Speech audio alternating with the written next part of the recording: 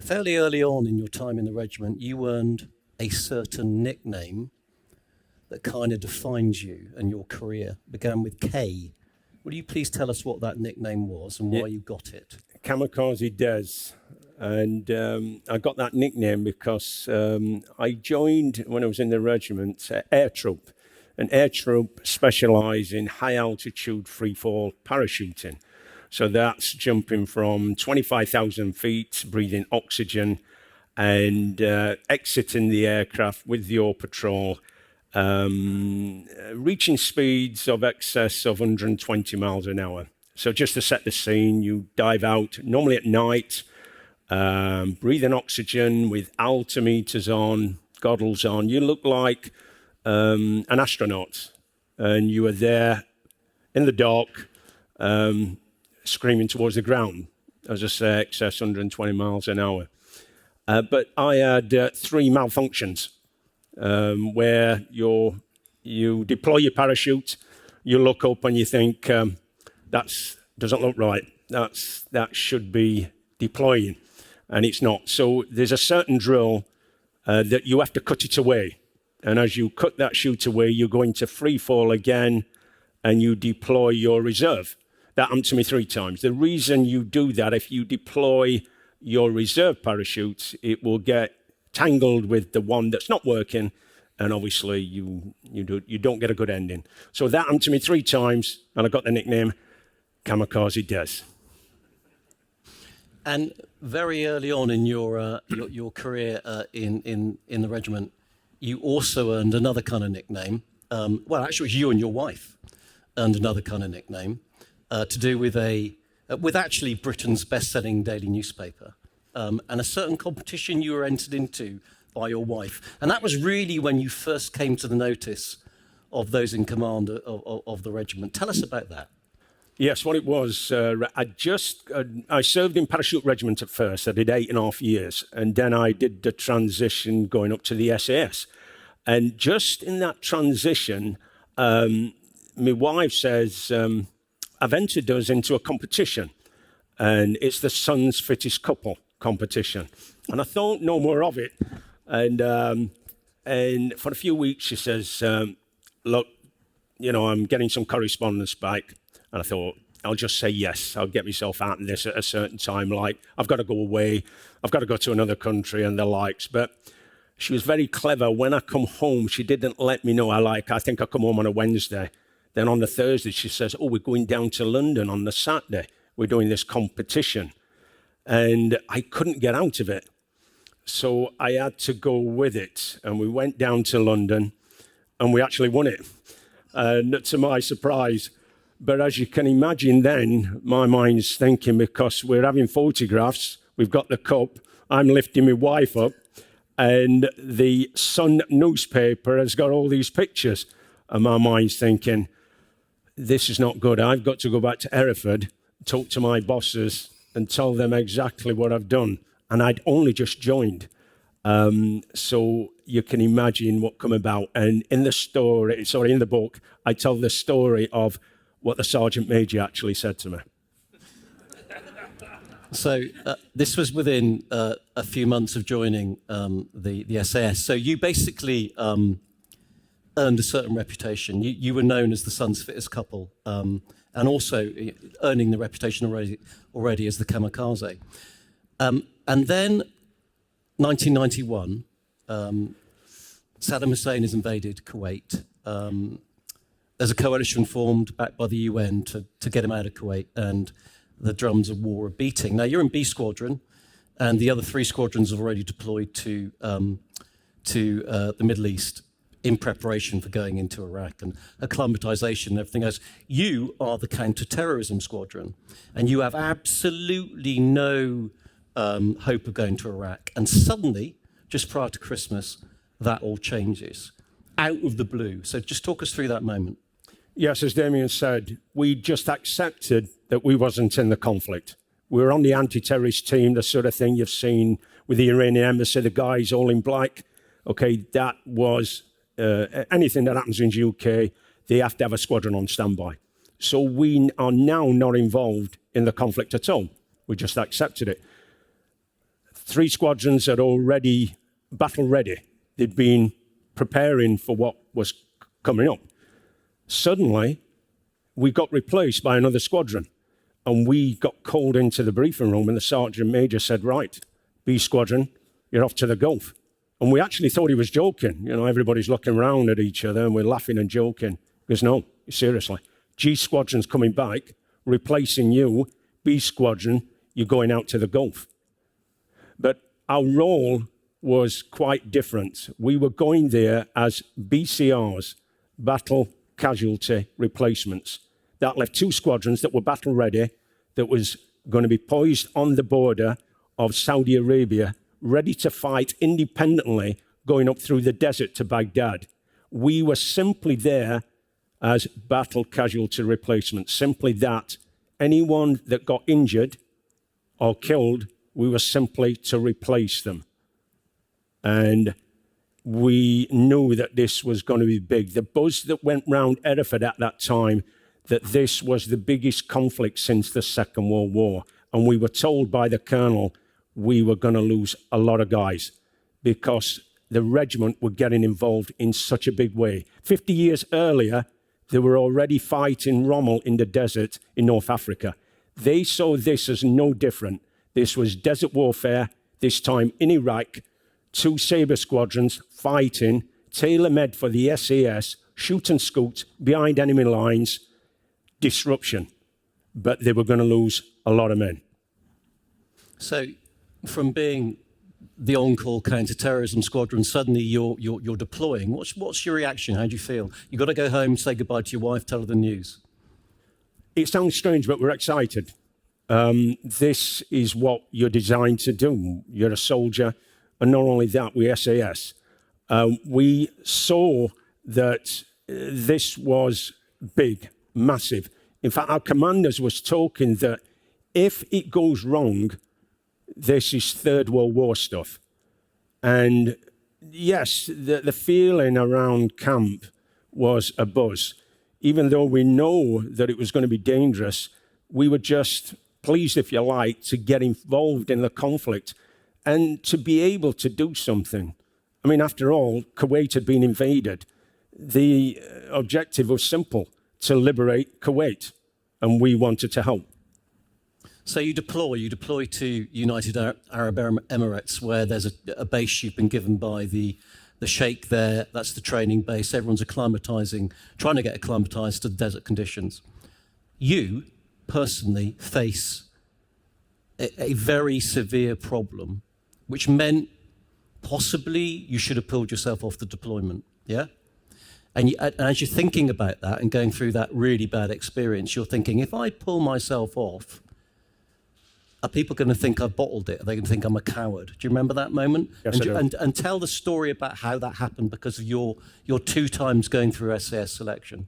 Yes, Damon's referring to I'd, since a young boy, I'd suffered with stomach problems.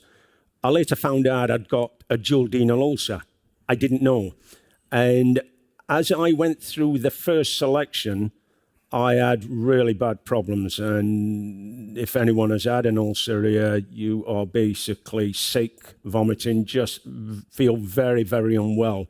And that hindered me on my first selection. I come back a second time, got through. It also hindered me then, but I just managed to hold on and get through with a promise that I would get something done about it, because as I was going through the second selection, I actually got sussed. And one of the instructors pulled me to one side and said, "You've got a problem, Des, haven't you?" I goes, "Yes, I have." They go, "Look, because you've got through and you've got this far, you've done well, but this is going to plague you forever. You need something done about it." I didn't get it done in time, because when out to the Gulf, it started up again. Because as you can imagine, it was very, very stressful at that time. And I was just sick, really, really bad. And I thought to myself that if I go out on a patrol, BCRs at that time, I am going to be a hindrance to the patrol. And at one stage, I was going to hold my hand up and say, "Look, I feel that bad. I don't think I can do this." But as Damien's pointing, out that are they going to think that I'm scared, I'm a coward? So there was a fine balance of, yes, but if I go out patrol, I could jeopardize that patrol and put everyone in danger. As it happened, I managed to get through it. Yeah, so you've basically dosed yourself up on medicines and got yourself through the worst of it, okay? And then for you, for B Squadron, it all changes, and it changes overnight. And what happens is, of course, Saddam, in his kind of, brinksmanship, starts lobbing Scud missiles, these basically V2-like weapons, into Israel. Now, nobody knows if these are tipped with chemical, biological, or conventional warheads, but Saddam certainly has the capability. And Saddam's brinksmanship is obviously that if he can draw Israel into the conflict, then it will become a third world war. It will fracture the coalition, which would be disastrous. And so, as I say, overnight, the mission of special forces becomes one of Scud hunting. The problem is that to do that, you have to be hundreds of kilometers inside the Iraqi desert. And the two other squadrons who have been there acclimatizing for 2 or 3 months have already departed in their Land Rovers towards the border.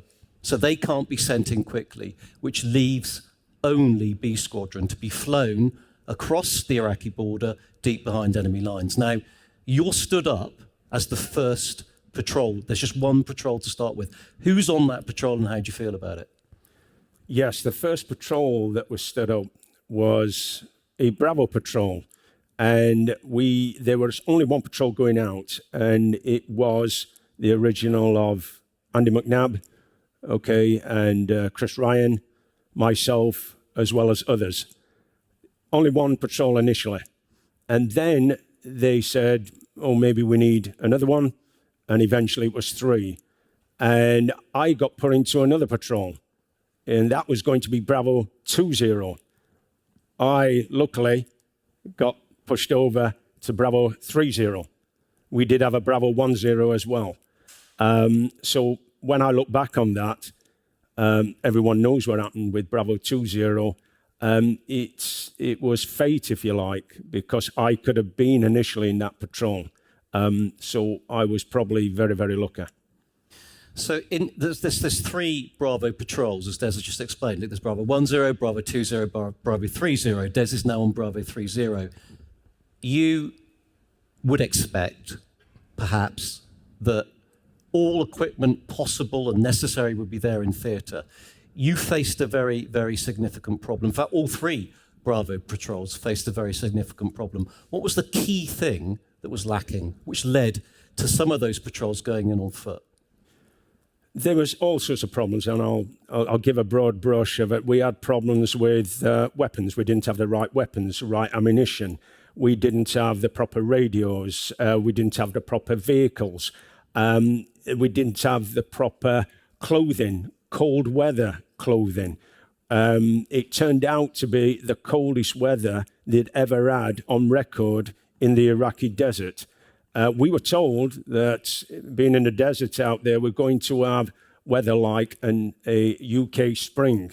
It was the coldest weather that it had. And just to underline that, it was that cold that guys from my regiment actually died from hypothermia. There was just all sorts of things that just didn't work at that time. And we are soldiers, and we have to get on with the job in hand. So if logistics are the problem simply because the speed of the conflict, sometimes logistics can't marry up with the troops on the ground. For example, when I left early January to go out to the Gulf, within days I was hundreds of miles behind enemy lines with a lack of equipment for whatever reason. Intelligence was wrong. Intelligence were telling us, you're going to have a spring weather. It was the worst weather on record. They were telling us that it was going to be soft desert sand like it is in the UAE. It was hard, barren, rocky, underfoot and underground. It was going to be dunes. It was flat like it is, as we used to say, lunar landscape. So when we got on the ground and realized that the lack of equipment and the weather and the ground wasn't what the intelligence told us, we knew we was in trouble. And we actually went out on vehicles, and we knew that 2 of the patrols had gone out on foot. And if we were having problems in vehicles, we knew that they were definitely going to have a problem being on foot. So the vehicles that were on offer were basically pretty much standard Land Rovers. They had no mounted weaponry, very little specialist kit. Now, 2 of the patrols, Bravo 1 and Bravo 20, because it was the patrol commanders, well, actually all of the patrols' decision how you deployed.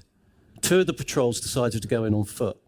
Your patrol decided to go in with vehicles. There were some fairly heated debates between patrol members and the patrols about what was the right approach. Just talk us through some of those conversations you had, for example, with Chris Ryan, about how you were going to go in. What it is, when a mission comes in, a task that you've got to go in this case, to go out and find Scuds, okay, needles in a haystack, if you like, out in the Iraqi desert. They let you decide how you are going to carry out that mission. After all, the expertise is with the guys on the ground, the soldiers on the ground. You've had years of doing this.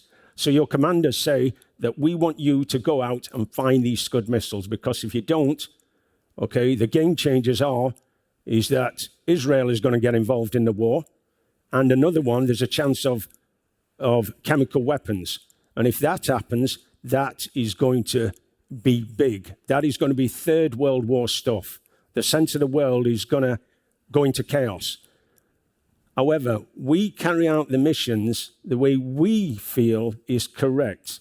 And when you looked at the intelligence that we had, it looked initially that we could carry out on foot, but also carry out on vehicles. So we left the decision to us. However, what Damien's referring to, I sat down one day with Chris Ryan and I said, so what's the score, mate? I says, your guys are going in on foot. You're carrying a lot of equipment.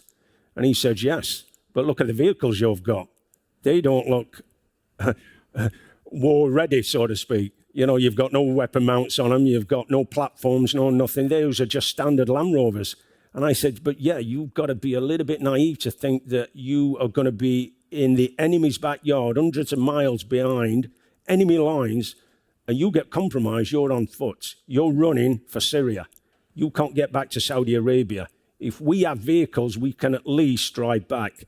And he said, no, we can dig in. The intelligence says that we can put in OPs, observation posts. We can observe the MSRs, like big roads which come from Baghdad, go all the way up to neighboring countries, Syria and Jordan. We will see these Scuds. And me and Chris Ryan, he put doubt in my mind looking at the vehicles thinking, oh, he's got a point there. And I'm looking at him and I think I put doubt in his mind thinking, oh, maybe we can't put in an OP. Either way, we made the decisions. They decided to go in on foot. We decided to take vehicles. So the 3 patrols go in. Well, they deploy. You fly across the border. It's a low-level hell flight, so you're in Chinooks, 50, 100 feet above the ground, nap of the earth flying, chaff's firing off. You've got a Top Gun, some American pilot with lock-on your aircraft, because these missions are so covert, not even the coalition commander know that these patrols are going in. But the 3 patrols that go in, Bravo 1, Bravo 2, and Bravo 3, 2 deploy, your patrol and Andy NcNab's patrol. 1 does not. Talk us through why one patrol doesn't deploy and what you feel about that. On the ground, we wasn't to know. We thought that all 3 patrols actually deployed. We didn't know till afterwards that Bravo 10 didn't deploy. What they actually did, we went in 2 heavy lift Chinook helicopters, the large helicopters. These things are 30 meters long, several tons, okay, and twin engine heavy lift helicopters. The Bravo 1 patrol that was on one particular helicopter landed, they got off the ground, had a look round and said, this is not the intelligence picture that we was told. They had a look round, got back on the helicopter, had a chat with the pilot and said, can you take us to another location? We want to have a look because we cannot achieve the mission. The pilot said, okay. He took off, went to another area in the Iraqi desert. They got off again, had a look round, and then they had to make an important decision. And they said, we cannot achieve the mission, got back on the aircraft and went back to headquarters. So that was the Bravo 10 patrol, which the patrol commander decided they were not going to deploy, and they did not deploy. But you land on the ground, you get off, you drive off the Chinook's open ramp, you see exactly the same thing, okay? You get off, you look around, and there is a flat desert, flat as a pancake, barren, not a scrap of cover anywhere, okay? And it's hard as concrete. Now, surely at that moment, you could have made the same decision. You could have also said, you and the patrol commander, Des was second in command of the patrol, we can't achieve the mission, we're not deploying. Why did you not do that? We knew how big the mission was, and we knew that it was down to the 3 patrols. We were told that if we did not find these Scud missiles, there was a good chance that Saddam eventually would put chemical warheads on them. Now, that would have been a game changer, okay? Because if Israel had come into the war because of these Scud rockets, and by the way, Israel told everyone that they'd put a battalion of paratroopers on standby. And if we did not find these Scud rockets, they were going to fly, parachute in onto Baghdad, okay, and fight in Baghdad. And we knew then that if that would happen, even though Saddam was wrong to invade Kuwait, neighboring countries would side with Saddam to fight against Israel. So we knew this was definitely Third World War stuff. As well, we'd seen in Saudi Arabia hundreds of thousands of troops forming in Saudi Arabia. This is aircraft, troops, and armor ready to steamroll across Iraq and Kuwait. So answering your question, we knew this was massive. And a soldier, being a soldier, you need to carry out the mission. But as soon as we'd come off the aircraft, and Damien had mentioned that we had one hell of a flight coming in, we nearly got shot out the sky because of the Top Gun locked on, and the pilot, okay, maneuvered enough to get rid of the lock-on, get us on the ground, get us off. We drove off. He pulled away, and at that moment we knew we could feel how cold it was. We could see how flat it was. We could feel how hard it was on the ground. We could almost see Baghdad from where we were at. We knew that this was massive, and we had to see the mission through. We felt that because of the vehicles that we had, we felt that if we did get compromised, at least we weren't on foot. We could turn around, either shoot and scoot back to Saudi Arabia or go to neighboring Syria and get out of Iraq simply because we had the wheels to do so. So we felt that we could achieve our mission. Okay, it's a hell of a brave decision. That takes real courage and insight and experience. You're all long experienced operators. You spend that first night basically hiding in plain sight. There is nowhere to hide. There is no cover. So you basically put camouflage netting over the wagons and spend the first night hiding in plain sight. But very quickly, you start to realize that second day, as you're on the move, moving up to the main road, the MSR, the main supply route, along which we know Saddam's taking his Scud convoys, often disguised as civilian transports. And as you're moving up to that road that first day to get eyes on, to achieve your mission, you start to feel how really, really cold it is. This is freezing cold. And there's a measure you take, you didn't bring the kit in there for that reason, but you have to use it, bastardize it, because it's so cold. And it kind of has ramifications later when you're bluffing your way through. Just talk us through that moment where you know what I'm referring to. Yes, I am. Damien's talking about we didn't have enough cold weather clothing. simply because of logistics and the problems that I talked about earlier on.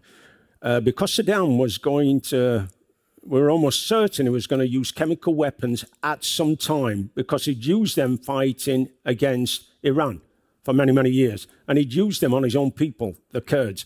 So we knew sooner or later he would use chemical weapons. So we call them NBC Suits, where you wear a suit against the body and you wear the gas masks. And we were that cold that we put those on, okay, on top of our kit or between our kit. And what it is, in the clothing, it has charcoal on it. And the charcoal started to rub off on our bodies, and we started to look black and look like coalmen, if you like. And it just simply because of warmth. But Damien's pointing out as well that it helped us, because over the days that we had on the ground is that not only was we wearing shemags like you do in the Middle East, but we were blackened up as well, our hands and our faces and the likes. And we did a thing that Damien has said called hide in plain sight, is that because we couldn't hide anywhere, we had to do it overtly in front of everyone. And in the desert, we were bumping into goat herders, we were bumping into military. And Saddam Hussein had such a massive army that they had different weapons, different equipment, different clothing. So we were no different. We were just a ragtag, like our uniform was a mixture of everything, including NBC and including charcoal on the skin, including shemags. We just looked a mess. And no one expected an SAS patrol to be almost 300 miles behind enemy lines. In fact, at one stage, we was the furthest, didn't know at the time, we was the furthest and only patrol closest to Baghdad. In fact, we was the only patrol on the ground. We didn't know it at the time. So this kind of having to make do and mend on the ground, so wearing these noddy suits, NBC suits as DIY cold weather gear, kind of unwittingly comes to their advantage as the patrol progresses. The other thing that you realize very quickly, well, you're unsure, but you suspect, your signaller, giant of a guy, can't get communications through to headquarters. He thinks your messages are getting through, but he can't get any verification that anything's coming back again, yeah? Now, when you're that far behind the lines and you're deploying into terrain and climate, which is completely different from what the intelligence briefings have told you it should be, what's it then like when you cannot actually speak to headquarters? Yes, our radios, they're not radios that you can talk into. They're state-of-the-art radios at that time. We send messages and they're decoded and they get re-decoded at the other end at headquarters. But we sense that we're not getting confirmation and we're sending blind. So we're hoping that they are getting our messages. And it's not a good feeling, because we are thinking, well, if we are not achieving our mission, are we really doing something out here? And plus, we are now bumping into the enemy. We are kind of waving to people through the day. We are bluffing our way, if you like. The desert, believe it or not, is quite busy. But we haven't now got a lifeline back to HQ, because we are not sure now that our messages are getting through. And one night, it was really, really bad, is that we had a garbled message and we knew that people was in trouble. And we knew that the squadrons were coming up behind us, hundreds of miles away, coming up behind us independently to fight up through the desert to take on targets, designated or opportune targets. We knew that they'd been hit and we knew there'd been deaths. And we were almost certain that Bravo 20 had been hit as well. But we couldn't do anything because we didn't have communication with them. We were working independently. We were in different areas and we couldn't help them. And that was very, very, very frustrating.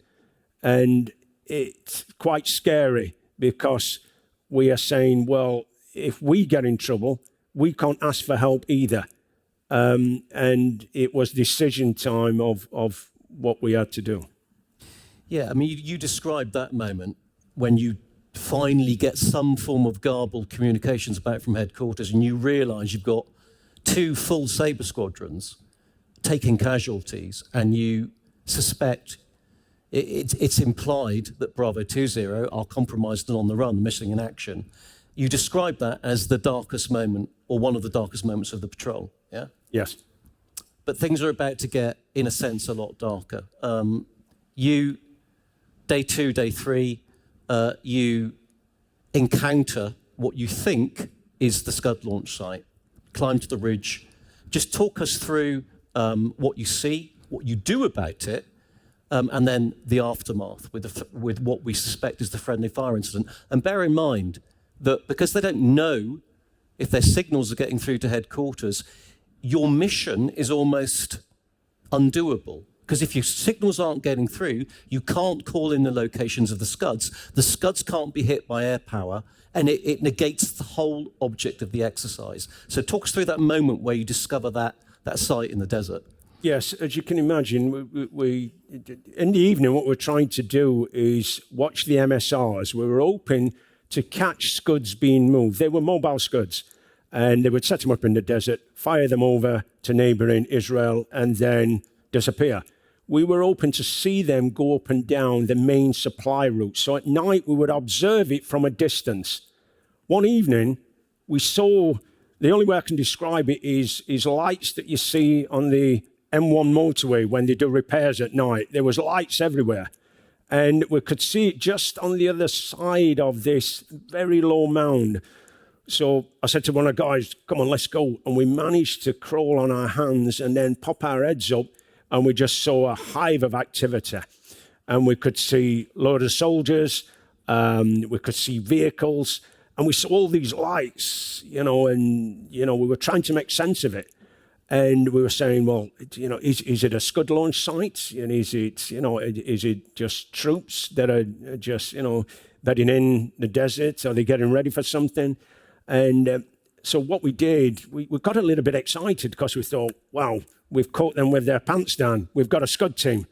So what we did, we took their coordinates, we got on the radio as quick as we can, sent those back. We had to send it blind with an intention of bringing in an airstrike, because that was it. We were there as Bravo patrols to find these Scud rockets, get their locations, send it back by radio to HQ. They would bring in airstrikes and take them out. But we wasn't sure whether our messages were getting through. But now we'd caught one, and we caught them with their pants down. And we sent the messages through, and we thought, we better get away from here fast. So we started to pull away, and then suddenly, after minutes, there was a massive explosion in front of us, and our trucks just stopped. Okay, and we just saw a massive, the only way I can describe it, to me, it was like the old footage that you used to see in Vietnam when the napalm used to come in, and they used to spread it on the ground, and you just get all this explosion in front of you. And we just stopped. My vehicle, the 2 vehicles side by side, just watching this big explosion in front of us. And it kind of all calmed down, and we paused. And I remember saying something really stupid to the commander of the patrol, and I said, so we're not going in that direction then, are we? And he said, no, we're not. And what we did, we turned round and slowly pulled away, and it was only that evening we got our heads together. And what we think it was is that a coalition aircraft, a Top Gun aircraft, saw an opportune target. And what they do from the aircraft, what they say is that if they're going to fire on anything, is that they will pick up a heat source, the engine of our Land Rovers. And what they do, they'll send a missile, and that missile locks on to the heat source. What we think happened this particular evening is that because we're moving and not static, he guesstimated, he wasn't out for us, he'd been on a mission, but all of a sudden, we feel that he'd seen us and go, opportune target. He let his payload good. Luckily, he missed us. That happened a few times with the other patrols. In fact, a funny story was, in one of the squadrons that come fighting up behind us, they did that on one of their patrols. Luckily, it didn't hit them. But what they do, they got fragments of the rocket and actually presented it to the pilot afterwards and said, "You're not very good. You know, your aim was off that day. Thank God." So one of the ways you try and address that is you start putting Union Jacks, big flags out. So when you're camped up at night, you put the Union Jack out and weigh it down with stones to try and mark it as a friendly, as a coalition unit, to try and stop those strikes taking place.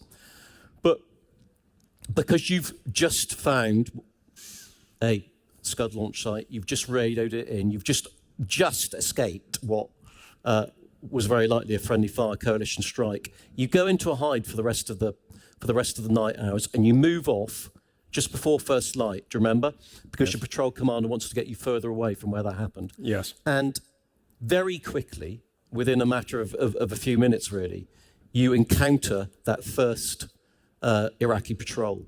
And bear in mind, you know, when Des talks about not taking cold weather gear, well, one of the reasons they didn't take cold weather gear was because they were briefed it would be like Britain in springtime.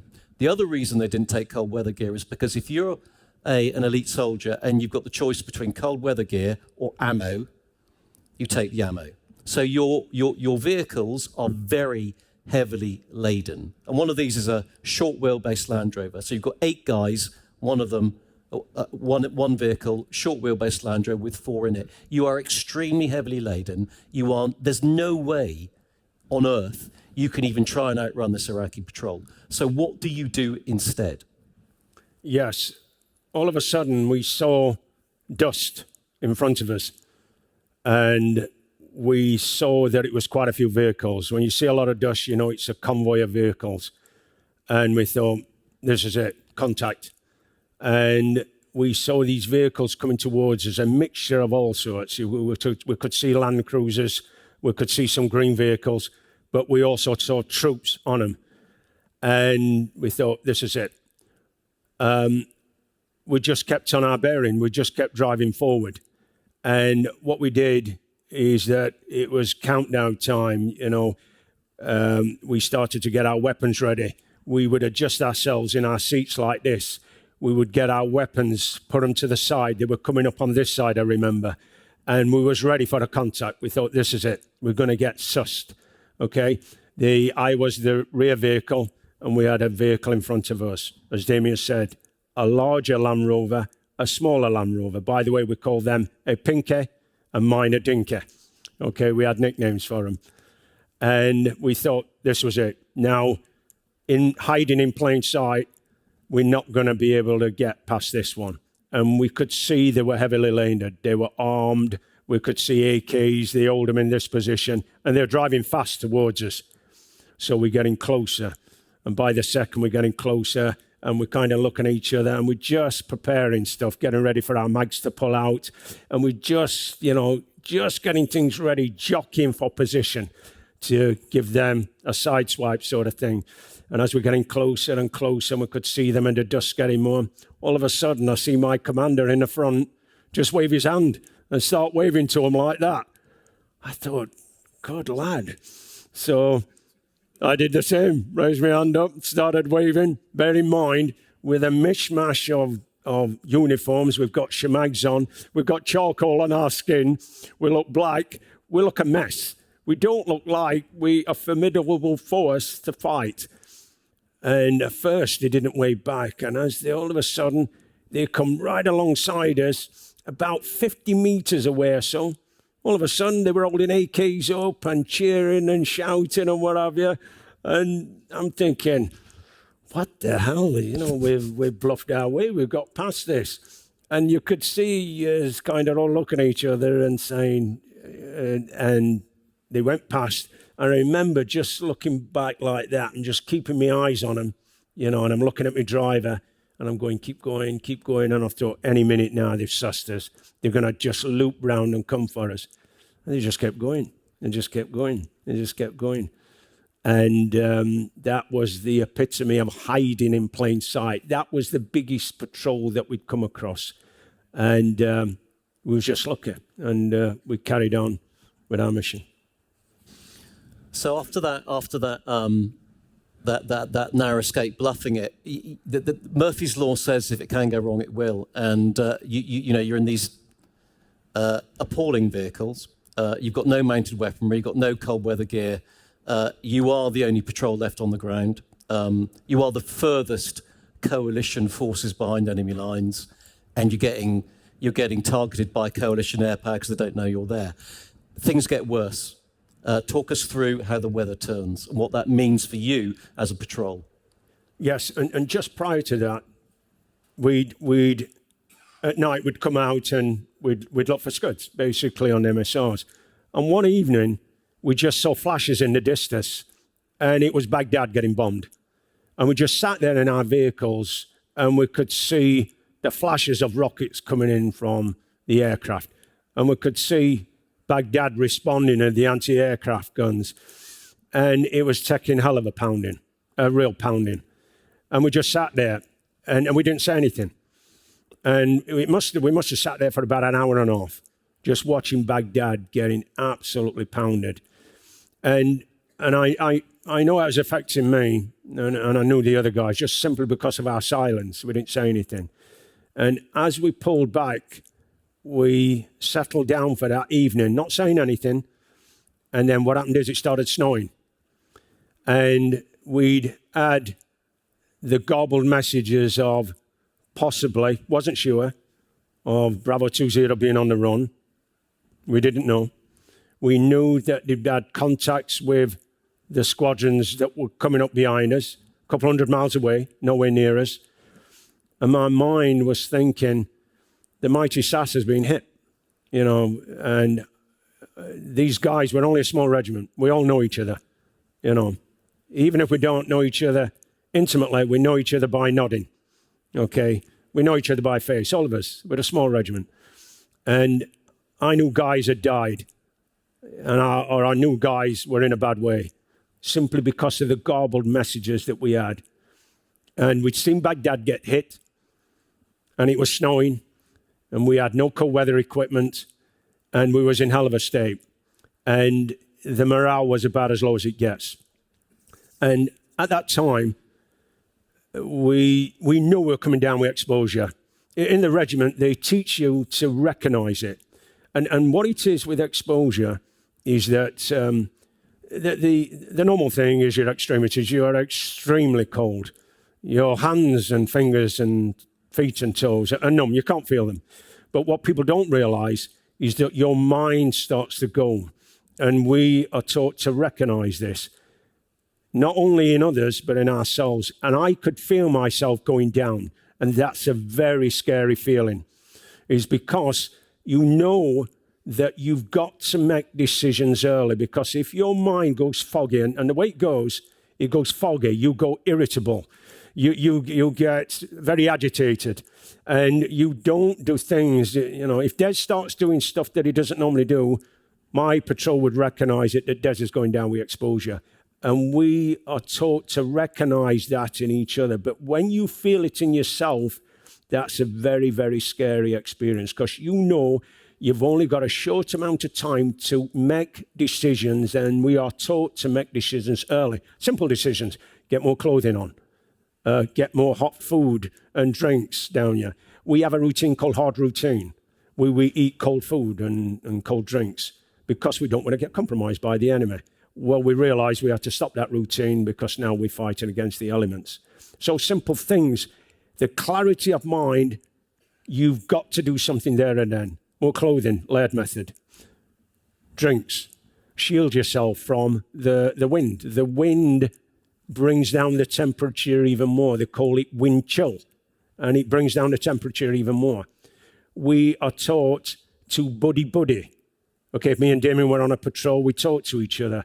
I get a cup of tea on, we talk, and we were watching each other. You know what it's like when you go out to the countryside and you go to a vendor and you get a hot soup and chocolate. Your morale raises.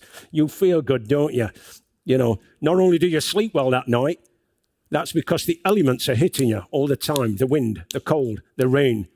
your mind goes foggy, you get very lethargic, you get very tired. So you buddy system up, you make hot tea and drinks, so with sachets, okay, from ration packs. You shield behind, you kept more clothing on. And the morale you keep up, that evening was very, very bad. But we managed to get through that evening and get through to the next day.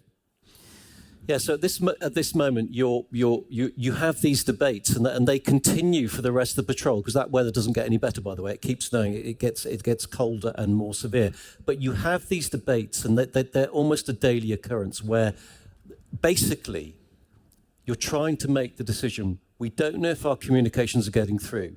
We don't know if the Scuds we're finding are even being hit, because we don't know if we're getting our radio messages through. We're freezing cold. We're running short of fuel. We've got no heavy weapons on the vehicles. Should we abort? What stops you from doing so? What keeps you on the mission? We knew sooner or later, that incident that I told you about, we bumped into, we knew sooner or later we're going to come across something big, and we're going to be knocked on our hearts. We know we are. As Damien just said, we're getting low on rations, low on fuel. One of the trucks started to cough and splutter. We knew it wasn't going to perform, or it was getting worse. And we knew that we're in their backyard. We're hundreds of miles behind enemy lines. We're cold. We're low on equipment. We can see Baghdad getting hit. We're bumping into people all the time. And we know that someone big is going to get us soon. And we're not going to be in a position to fight the battle that we want. In other words, we're cold. We're feeling it now. We are, and we're not sure whether we're achieving our mission. But we had a talk about what we saw at Baghdad. And we said, look, we had a natter. And we said, if we know that if we don't do the very best we can, if we don't put our hands on our hearts, and if we don't, when we go back and say, we've done everything we possibly can, whether we find Scuds or whether we're not, we've achieved our mission the best we can. But when we saw Baghdad getting hit that night, and we knew civilians, okay, had been killed, not intentionally, but the fallout of conflicts is that innocent people get killed. We knew that we had to do our very, very best, because we had a talk, and we knew that Israel, every single day, was threatening to come into the war. They got a battalion, in British terms, in a British battalion, that's 650 men that are waiting on standby to parachute into Baghdad. If Israel had come into the war, the dynamics of the Middle East would have changed dramatically. Thousands of lives would have been threatened. I'm sure that our government didn't tell the Israeli government that it was down to 3 SAS patrols on the ground, okay, that was going to save the day. Okay, remember, the changes was going to be Israel coming into the war and chemical weapons. That would have changed everything. So we know that hands on our hearts, we agreed that we will not go back until we feel that we've achieved our mission. So, and I'm aware of time. So you continue with the mission for several more days. You identify more targets. You radio through the coordinates. You're fighting the cold. You've all got frostbite. Things are desperate. What's the trigger that makes you turn for the border? What's the one thing that changes everything? We got compromised. Okay, what happened was we were feeling very bad. Okay, we were all going down with exposure. And we knew it was only a matter of a couple of days that we were going to have to run for the border. All of a sudden, early hours one morning, we heard a truck coming towards us. Now, bear in mind, we'd been, we call it LUP, line-up point, and we were on Stag. And early hours in the morning, we heard this truck, and we started jockeying for position. We thought, this is it, we could hear it. We've been sussed. And so we started getting ready for a contact. Okay, we got out, there's a 66, which is an anti-tank weapon. We got those up, we started jockeying position, and we started getting around our trucks, and we're looking, and one of the guys signaled, he pointed, he went, that direction, which means enemy. That direction, enemy. And we could hear that it was a truck. So my patrol, which was on this side, jockeyed from position, and I could see the other patrol, just in case now we're getting surrounded, started to look in the other direction. Then all of a sudden, we popped our heads up, and I could see a guy walking towards us. And he's walking towards, and I'm looking around, and I could see a vehicle just behind him. This was about 150 meters away or so. And I'm looking around, and I'm thinking, there's got to be other people here. And we're ready as a contact now, ready with anti-tank weapon. And we realize it's a civilian. And the vehicle I'm looking at is a water bowser. And civilians used to replenish their troops in the field with water. Suddenly, he turned round and walked back. He saw that it wasn't an Iraqi patrol. He saw something different. He certainly knew that we were enemy. And now he walked back, and we were ready. And I remember having a 66 on my shoulder, as other guys did as well. And I'm going to hit this water bowser. And then just common sense, just tell me, this guy's a civilian. He's compromised us.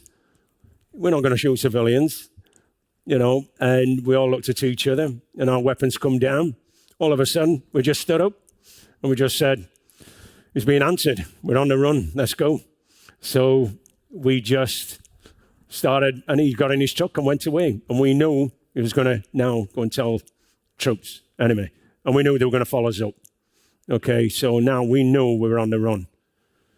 Went to our vehicles, pulled the netting down, got all ready, got on. Guess what? One of the vehicles wouldn't start up. Okay, we thought, oh, here we go. So we managed to get my vehicle. One of the guys says, quickly, got the vehicle round, got it behind, bump started it, got it going in the vehicles, and we started running for the border. And the rest is another story. Yeah, so just to round off, the last final scene, so you're leading now in the Dinky, the short wheelbase Land Rover. You've got the long wheelbase Land Rover behind, which is on the blink. Yes. And you stop.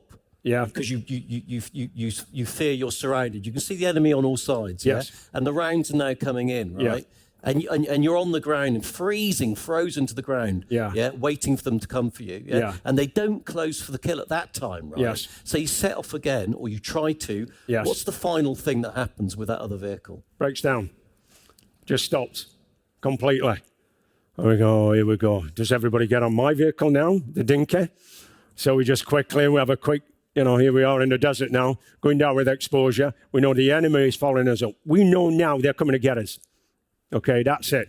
We know now something big is what I've talked about is coming to come and smack us and knock us on our arse. Okay, and now this is raising the old heart rate a little bit, okay? And now we've got a vehicle that's broke down. So now we're getting ready for the contact. Okay, rounds have been coming in. We know we're getting followed up. We can see dust in the distance. So then one of the guys says, right, let's get chain on the back, old-fashioned, let's tow this, let's see if we can do it. We've got chains in our vehicle, chain the front of theirs, started to pull. Lo and behold, it started to move. And we started to, the smaller Land Rover, my Dinky, was pulling the Pinky out of trouble. And we slowly made our way back to Saudi Arabia. So through all of this time when you're battling the elements, battling the enemy, battling failed communications to headquarters as you think it, you must have spared a thought, I would imagine, every day for the other Bravo patrol that you knew was compromised and on the run. The difference was they were on foot. What did you think their chances were? I actually thought they were all dead, because the problems that I've just described, I'm thinking, surely if we've had the problems that we're having in vehicles in their backyard, remember the conversation I had with Chris Ryan, where should we or shouldn't we? Is it vehicles? Shall we go on foot? Because even we thought about going in on foot as well. And at that time, I'm thinking, with the garbled messages that I got, I'm thinking, surely they can't survive.